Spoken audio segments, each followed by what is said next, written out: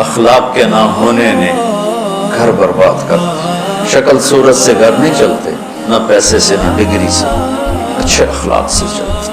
اور ہمارا مشترکہ نظام زندگی عذاب بن چکا ہے۔ عذاب پہلے بہت اچھا تھا جب سب ایک دوسرے کی عزت کرتے تھے، لیکن اب وہ ایک سلگتی ہوئی آگ ہے جو لکڑی نہیں جلاتی، جو ہڈیوں کو جلا دیتی۔ میرے نبی پاک صلی اللہ علیہ وسلم کا فرمان ہے، اگر میری امت کو پتہ چل جائے کہ رمضان کی کیا قیمت ہے تو تمنا کریں کہ یا اللہ سارا سال ہی رمضان کر دے۔ اور اللہ تبارک و تعالیٰ کی طرف سے ایک فرشتہ اعلان کرتا ہے، یا باغ الخیر اقبل و ابشر، اے نیکی کے کرنے والے آگے اور آگے بڑھو تو جو خوشخبری ہو تیرے لیے بڑی نعمتیں ہیں۔ وَيَا بَاغِ الشَّرِّ یمن و اقصد، اے برائی کے کرنے والے بس کر اور واپس آ جا۔ اس میں قرآن کی تلاوت کی کثرت فرمائیں، اپنے دنیاوی کام مختصر کر دیں، اپنے ملازموں کی ڈیوٹی مختصر کر دیں، نوافل کا اہتمام کریں، تہجد کا اہتمام کریں، تراویح 8 اور 20 کی لڑائی میں نہ پڑیں،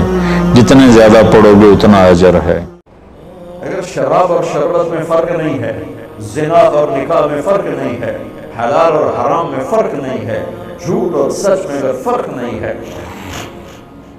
ناپ تول میں کمی اور ترازو کے صحیح تول میں فرق نہیں ہے، ظلم اور انصاف میں فرق نہیں ہے، محبت اور نفرت میں فرق نہیں ہے، تو پھر کربلائیں والے کیا تھے؟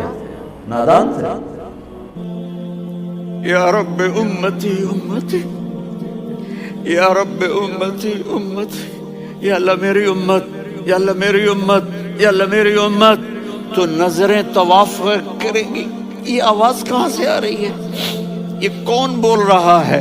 سب سے الگ کون ہے جو امتی امتی کہہ رہا ہے؟